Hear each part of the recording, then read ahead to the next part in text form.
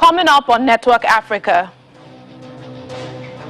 authorities in the Democratic Republic of Congo declare curfew in the eastern city of Beni following 2 bomb blasts in a day.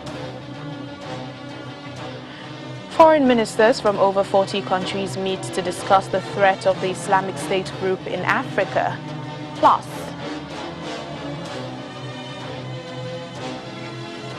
South Africa announces new restrictions to combat the spread of COVID-19 amid a third wave of infections.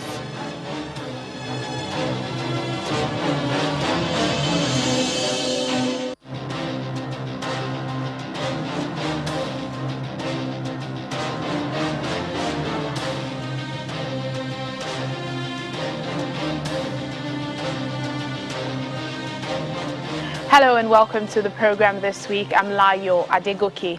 Let's begin the program with news and happenings that made headlines over the weekend. President of the Democratic Republic of Congo, Felix Tshisekedi, and his Rwandan counterpart Paul Kagame met and held bilateral talks on Saturday in the eastern Congo town of Goma. The meeting follows the tone of a similar one held in Rwanda a day earlier on Friday, June the 25th, where the leaders signed off a number of cooperation agreements. Since my coming to power as the President of the Republic of Congo, we have gotten along very well. Our security services collaborate. As for the military and civilians in politics, there are also exchanges. All this is so that there is harmony and to have the same point of view regarding the obstacles that have prevented us from cooperating normally. Both leaders expressed a willingness to swap years of mistrust and political instability in favor of cooperation and unity to rid the region of insecurity that constantly curtails socio-economic efforts between their two nations. We can't keep this mistrust going on, because it feeds this insecurity, it feeds all kinds of bad things, and we cannot succeed even in these socio-economic efforts we are trying to put in place to address our problems. The two heads of states toured the border towns of Rubavu, Gisenyi and Goma, also affected by the earthquakes that followed the Nyiragongo volcanic eruption on May the 22nd. Tshisekedi and Kagame inspected the site of a large crack that crossed the city center of Rubavu, destroying in its path several houses and buildings. In a sign of strengthening ties between Iraq and Egypt, Baghdad's presidency held a lavish ceremony on Sunday to welcome Egypt's President Abdel Fattah al-Sisi and Jordan's King Abdullah. It is the first time since former President Saddam Hussein invaded Kuwait in 1990 that an Egyptian head of state has visited Iraq. Al-Sisi and Abdullah were greeted by Iraqi Prime Minister Mustafa al-Kadhimi at the presidential palace in Baghdad. The first Gulf War ruptured diplomatic relations between Iraq and Egypt, but these have improved in recent years, with many senior officials from both countries exchanging visits. Local scientists in South Africa said on Saturday that the Delta coronavirus variant first identified in India appears to be dominating new infections in the country. We are in the third wave. We continue to see infections rapidly rising, and the number of these infections continue to rise, and Gauteng continues to be the epicenter of these new infections. In the last 24 hours, there are 18,762 new cases, which represents a 25.5% of positivity testing rate. South Africa is the worst hit country in Africa in terms of COVID-19 infections and deaths, accounting for roughly a third of the continent's confirmed infections and over 40% of its deaths. The rollout of vaccines in South Africa has been slow, with just 2.7 million administered so far out of a population of 60 million. Authorities in the Democratic Republic of Congo's eastern city of Beni have declared a curfew following 2 bomb blasts in one day. In the latest incident, a person carrying a bomb died when it detonated outside a bar. Earlier on Sunday, at least 2 people were injured when a makeshift bomb exploded inside a Roman Catholic church in the same city. It happened shortly before a children's confirmation ceremony was due to begin. Although it's not yet known who was behind the blasts, a rebel group called the Allied Defense Forces, or ADF, carries out frequent attacks in the region and has targeted churches before. Around 30 people are said to have died when Somalia's Islamist al-Shabaab group launched an attack in a town in the country's semi-autonomous state of Galmudug. Military officer Major Mohammed Awale says the insurgents used car bombs in the assault on a military base in Galmudug's Whistle town, located in central Somalia, triggering a fight between government troops and armed locals. The 30 victims include 17 soldiers and 13 civilians. The Al-Qaeda-allied al-Shabaab has been fighting in Somalia for more than a decade to try to topple the country's central government and establish its own rule based on its strict interpretation of Islamic Sharia law.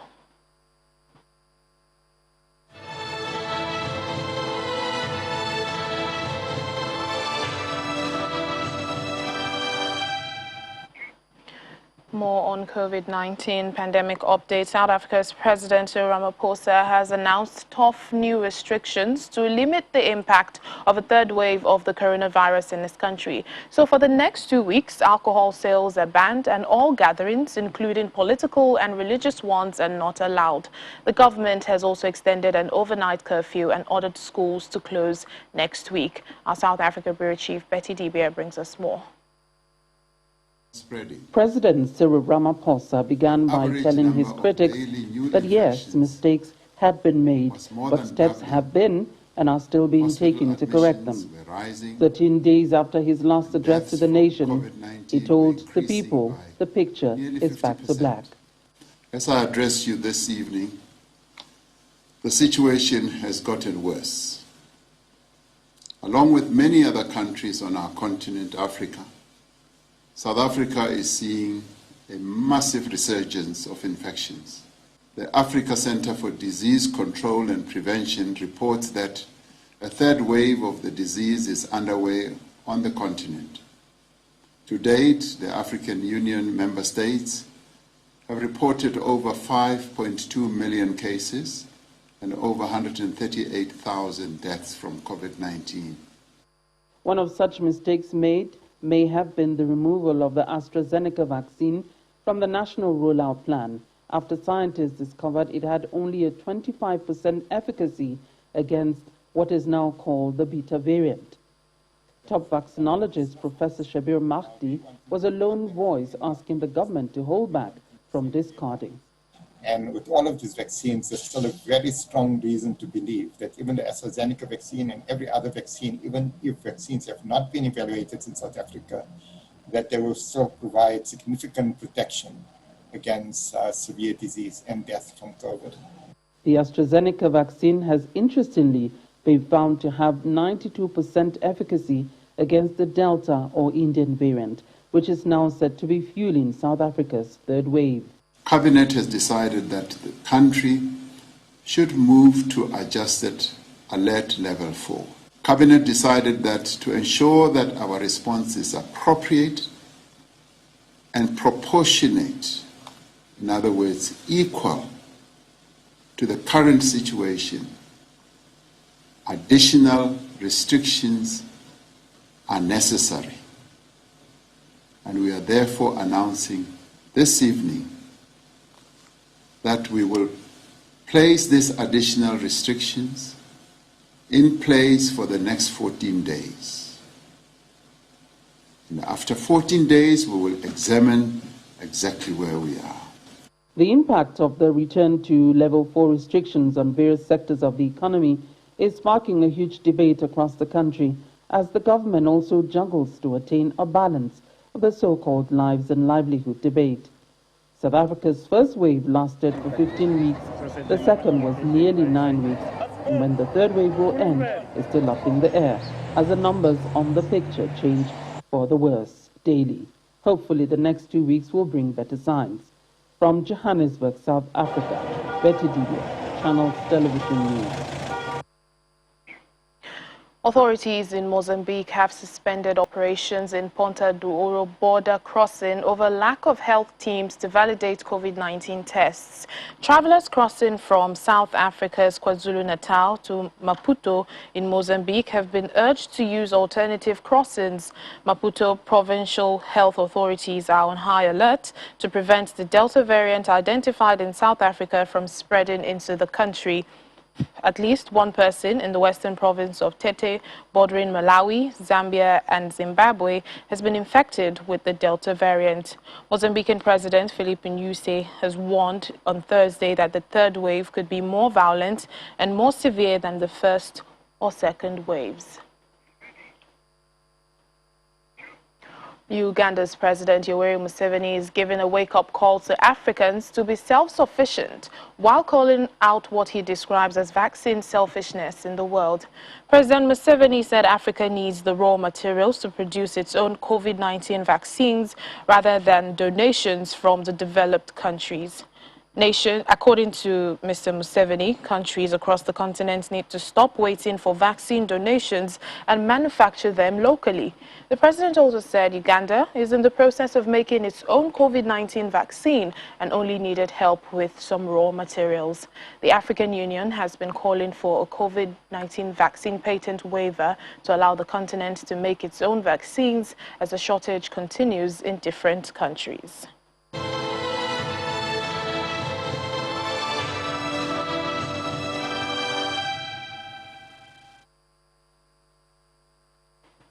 Foreign ministers from over 40 countries are meeting in Rome, Italy, to discuss the growing threat of the Islamic State's IS group in Africa.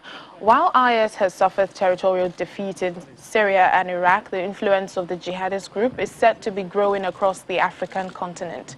Italy says IS poses a serious risk for the security of the Mediterranean.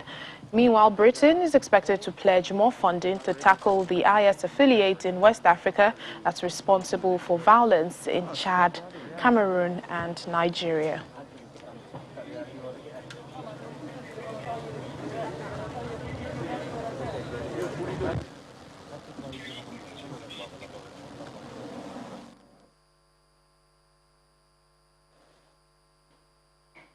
Sabina Castelfranco is a freelancer for the VOA in Rome. She joins us now for more on this meeting. Hello, Sabina. Thank you so much for speaking to us. What more can you tell us, or what's the latest that you can tell us about today's meeting?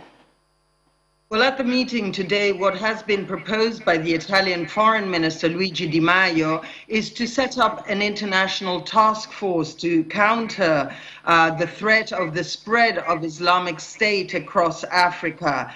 This is a concern in many countries, and the United States, with the Secretary of State, Antony Blinken, who has come to this meeting in Rome, has said that he will support this initiative by the Italian government. There is much concern that Islamic State is growing in African countries, and African countries have not until now many of them been part of the anti-Islamic State coalition. But this is certainly going to change, and efforts are going to be taken. More details haven't yet been provided about how this task force will actually work and who will be part of the task force. So Di Maio, the Italian foreign minister, was unable to give further details at the moment. However, we do expect that in time, further details will be coming out regarding this international effort in the region. All right then, thank you so much, Sabina Castelfranco. We keep our eyes for more details on that. Thank you for speaking to us. Still to come on the program.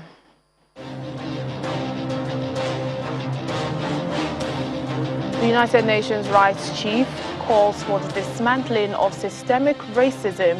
We'll give you more details after the break. Please stay with us.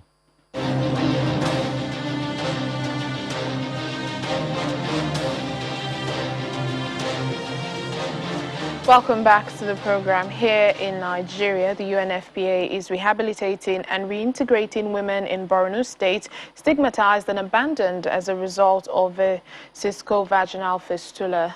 At least 200 women separated from their families have now undergone corrective surgeries in batches. They've also acquired livelihood skills to be reintegrated into their communities. They are survivors of the cisco-vaginal fistula, VVF, in Borno State who have successfully completed the free treatment and skills acquisition training in tailoring, pastry making, among other vocations. It's very important to note that today this organization... Most of these women who are either divorced or homeless are now being reintegrated into the community after years of rejection, as partner agencies are at the vanguard of the process in collaboration with the United Nations Population Fund, UNFPA. Now they've been integrated into the society, and we are not stopping by giving them the startup kit alone.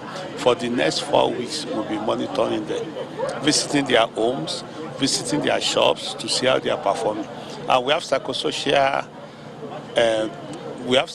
officers also that have been trained who will be following them up for the next 3 months. Even after 3 months, we have trained some of them, some people in the community who will see help us to be guiding them. BVF is an illness that has been associated with a lot of psychological trauma and stress.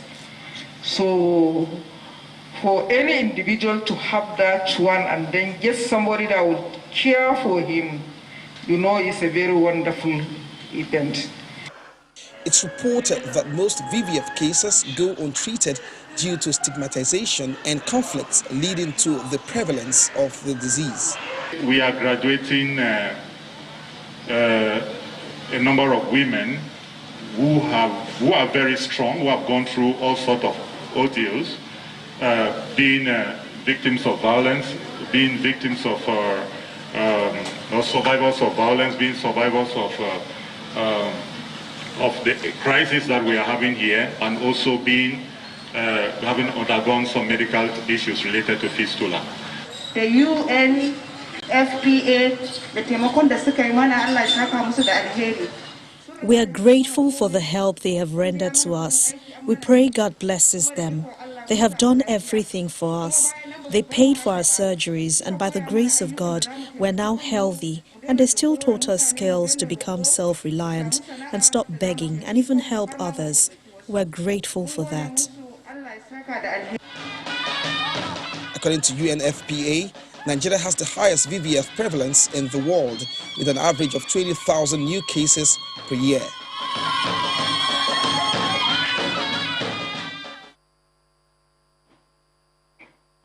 Madagascar is the only country in the world facing Integrated Phase Classification 5, IPC5, food insecurity without a conflict. That's according to the World Food Programme's Regional Director in Southern Africa, Lola Castro, who says we have people on the verge of starvation. WFP aims to reach 700,000 people in the coming months, but is facing major constraints, which includes the remote locations where those in need are, logistics and funding. We are looking at 28,000 people who will be in IPC5 of catastrophe. And this IPC5 of catastrophe, this is the only country in the world without conflict that has an IPC5. So basically we have people on the verge of starvation and there is no conflict. There's just climate change as it worst, affecting them badly. So basically, really the situation is quite dramatic, and what is very clear for the whole UN, for the whole international community, is that rapid action is very necessary. And we work with the government as well to ensure that not only rapid action, but also building resilience and mitigate the effects of climate change in this group of people who are suffering, and suffering really dramatically now. It's very difficult to say the worst is to come because it's already really bad. It's horrible. Look, I've been 28 years with United Nations, and I can tell you I've never been but in the field, in the four continents. I've only seen something similar once. And this was in '98 in southern Sudan, what is today South Sudan, in Bahr el Ghazal famine. when you see hundreds of people who are wasted, and they are not only children, but also the adolescents and the adults, you know, something is very wrong. You know, something is sometimes maybe irreversible for many. People are basically eating cactus, eating leaves, and it's not like they eat that as a complement to their diet. That is their diet. They're only eating that unless they get something from outside. And I tell you, those cactus and those leaves, I mean, these are animal feed. And people are eating that raw and cooking, and this is the only thing. We're seeing the two coins of the two sides of the coins. We have seen in 2019 these massive cyclones that affected millions of people that entered through Mozambique, Zimbabwe, Malawi, Comoros. And now we are seeing the other side, huge droughts that are permanent and making the lives of people impossible almost in some areas. So really, a lot more have to be done, more investment in these areas, and working with the communities for them to find the new strategies that they can adapt to and they can use to survive in the years to come. The United Nations Human Rights Chief Michelle Bachelet is calling for states to dismantle discrimination and prosecute law enforcement officials for unlawful killings, saying racism against people of African descent remains systemic in many parts of the world. In a global report sparked by the murder of George Floyd by a police officer in Minneapolis in May 2020, Ms. Bachelet says that racial profiling by police is entrenched in North America, Europe, and Latin America. Structural racism affects minorities, access to jobs, healthcare, housing, and education. The status quo is untenable. Systemic racism needs a systemic response. We need a transformative approach that tackles the interconnected areas that drive racism and lead to repeated, wholly avoidable tragedies like the death of George Floyd. I'm calling on all states to stop denying and start dismantling racism, to end impunity and build trust, to listen to the voices of people of African descent, and to confront past legacies and deliver redress. We examine death at the hands of law enforcement officials in different countries with varying legal systems and found striking similarities and patterns. Several families described to me the agony they faced in pursuing truth, justice, and redress, and the distressing presumption that their loved ones somehow deserve it. It is disheartening that the system is not stepping up to support them. This must change. States must show a stronger political will to accelerate action for racial justice, redress, and equality through specific time-bound commitments to achieve results. This will involve reimagining policing and reforming the criminal justice system, which have consistently produced discriminatory outcomes for people of African descent. Only approaches that tackle both the endemic shortcomings in law enforcement and address systemic racism and the legacies it is built on will do justice to the memory of George Floyd and so many others whose lives have been lost or irreparably damaged. As part of efforts in achieving the revitalized peace agreement of South Sudan, the Communications and Public Information section of the United Nations peacekeeping mission in the country has organized a 3-day training for 28 journalists in Western Equatorial State to equip them with necessary knowledge on unbiased peace journalism. This comes in line with the ethical obligation of the media to transform societies in which they operate and discourage conflicts within the communities. Well, in the radio station, we'll make sure that some of the articles we are able to deliver it to the community.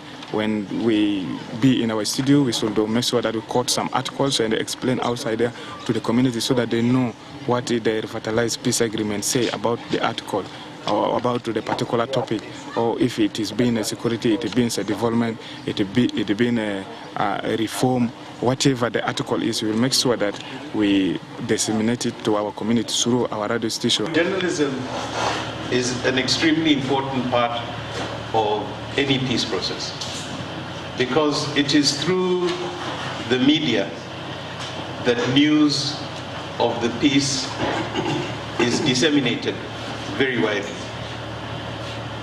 And therefore, journalists can either be positive or negative. And what we wanted to do was to make sure that within Western Equatoria, journalism was positive. It's this training that we want to start and also continue doing on a regular basis in order to make sure that there's that positivity in journalism and in spreading the word and the message of peace. And that's it on the program for today. Thank you so much for watching. I'm Layo Adegoke.